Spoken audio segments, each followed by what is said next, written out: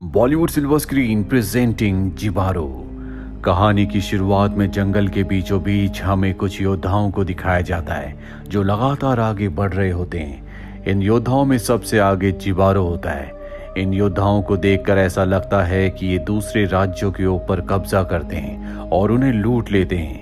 अब ये जंगल में एक जगह रुकने का फैसला करते हैं जहां जिबारो अपने घोड़े को पेड़ के साथ बांधकर पास ही की झील में पानी पीने के लिए जाता है। और जब वो झील के पास पहुंचता है तो देखता है कि पानी के अंदर सोने का एक टुकड़ा है, जिसे देखकर वो हैरान हो जाता है। वैसे भी इन सोल्जर्स, इन योद्धाओं का यही काम है, ये दूसरे राज्यों को लूटते हैं। लेकिन जिबारो को नहीं पता होता कि पानी के अंदर से कोई उसे देख रहा है। जिबारो वहां से जाने लगता है। उसे महसूस होता है कि उसके पीछे कोई है, पर जब वो पीछे देखता है तो वहां पर कोई नहीं होता।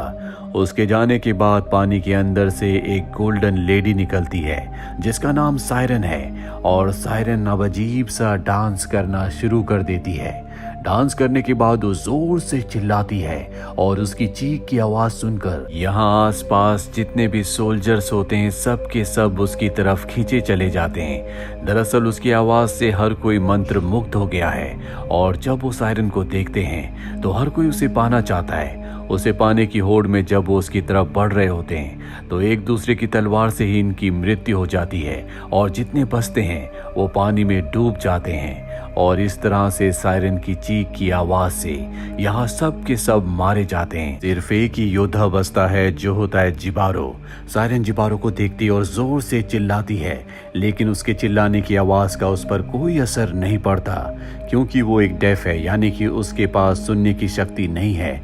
और ये देखकर सायरन हैरान हो जाती है क्योंकि आज तक कोई भी उसकी मैजिकल आवाज से नहीं बच पाया। लेकिन उसकी मैजिकल आवाज का जिबारो के ऊपर कोई भी असर नहीं हो रहा होता। उसे लगता है कि शायद उसका मैजिक जिबारो के ऊपर काम नहीं कर रहा, इसीलिए वो पानी के अंदर चली जाती है। जिबारो भी बहुत ज्यादा डरा हुआ होता है क्योंकि उसके सभी साथी मारे गए। लेकिन सायरन एक बार फिर से पानी के अंदर से अपना सर बाहर निकालती है और जिबारो को देखती है। दरअसल जिबारो की तरफ अब वो अट्रैक्ट हो रही है। उसे लगता है कि इसके अंदर कोई खास बात है, इसीलिए उसकी आवाज का, उसके मैजिक का उस पर कोई असर नहीं हुआ। जिबारो अपना घोड़ा लेकर इस जगह से भाग जाता है और थोड़ी दूर जाने के बाद वो एक पेड़ से टकराकर बेहोश हो जाता है। कुछ देर के बाद उसे होश आता है और अब वो अपना सफर पैदल ही तय करता है। चलते चलते वो बहुत ज्यादा थक गया है, इसीलिए नदी के किनारे वो सो जाता है। और जब रात को वो सो रहा होता है तो वहां पर सायरन आती है जो उसे पाने के लिए, जानने के लिए बहुत उत्सुक है। वो उसके आसपास डांस करती है, लेकिन जिबारो जो कि एक डेफ है वो सुन नहीं सकता, इसीलिए उसे सायरन की प्रेजेंस के बारे में कुछ पता नहीं चलता। सायरन उसी के पास सो जाती है। अगली सुबह जब जिबारो की नींद खुलती है तो वो अपने पास सायरन को देखता है और उसे देखता ही रह जाता है क्योंकि उसका पूरा शरीर सोने का होता है जिसमें हीरे, मोती, पन्ने जड़े होते हैं जो दुनिया की सबसे बेशकीमती चीजें हैं।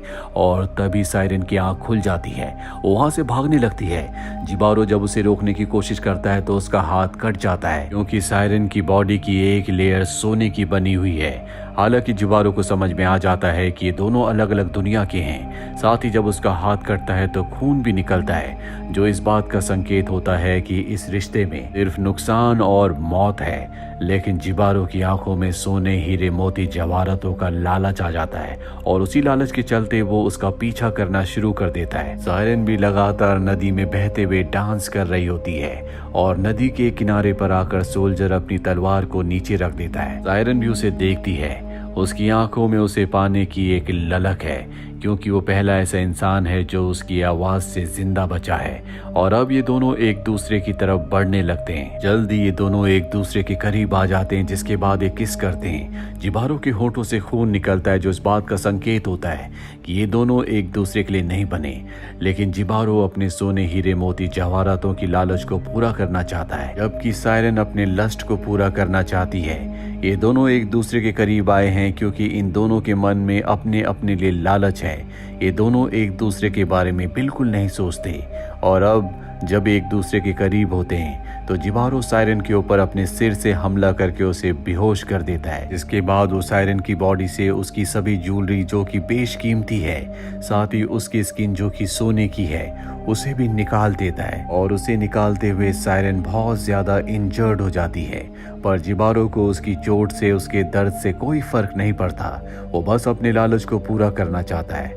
वो उसके शरीर से सोने का एक एक कतरा निकालने के बाद उसे नदी में फेंक देता है और वहां से उस सोने को लेकर भाग जाता है। लेकिन सोने का वजन बहुत ज्यादा होता है, जिसे उठाने में उसे बहुत प्रॉब्लम हो रही होती है। लेकिन फिर भी उसके अंदर का लालच कहता है कि उसे सोना लेकर ही यहाँ से जाना है, जबकि वो जानता है कि इस जंगल से निकल पाना इतना आसान नहीं है। वहीं हमें सायरन की बॉडी को दिखाया जाता है जो बहते हुए अपने तालाब तक पहुंच जाती है, जिसके बाद खून का एक सैलाब निकलता है जो पूरी नदी में फैल जाता है।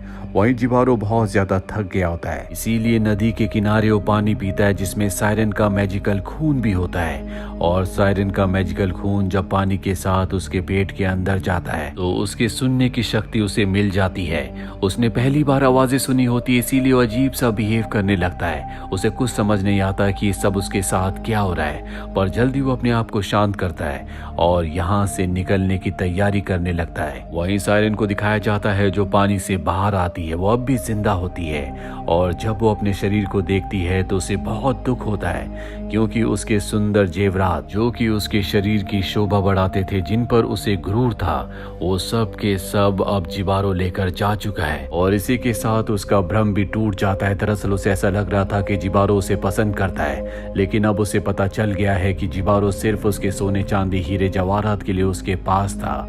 और वहीं हमें जिबारो को दिखाया जाता है जो नदी के किनारे है। सायरन उसे देख लेती है और दर्द से चिल्लाने लगती है, और अब जिबारो सुन सकता है, इसीलिए वो उसकी आवाज की तरफ अट्रैक्ट होने लगता है। वो चाहकर भी अपने आप को नहीं रोक पाता, और जब सायरन ने देखती है तो वो जोर से चिल्लाती है, जिसके बाद जिबारो बड़ी तेजी से घूमता हुआ, डांस करता हुआ उसकी तरफ खींचा चला जाता है।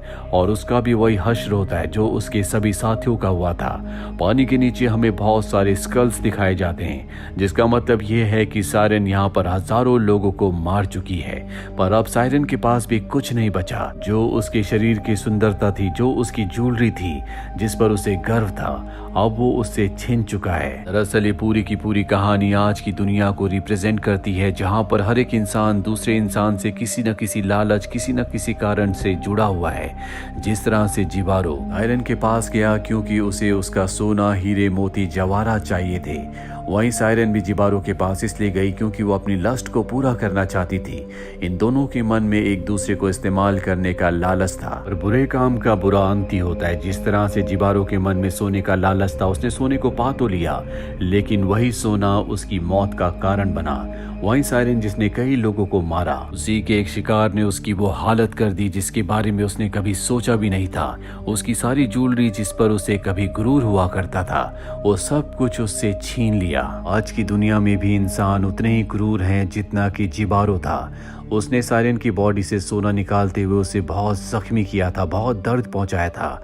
आज की दुनिया में भी इंसान अपने लालच को पूरा करने के लिए किसी भी दूसरे इंसान को किसी भी तरह की तकलीफ देने से पहले सोचता तक नहीं है।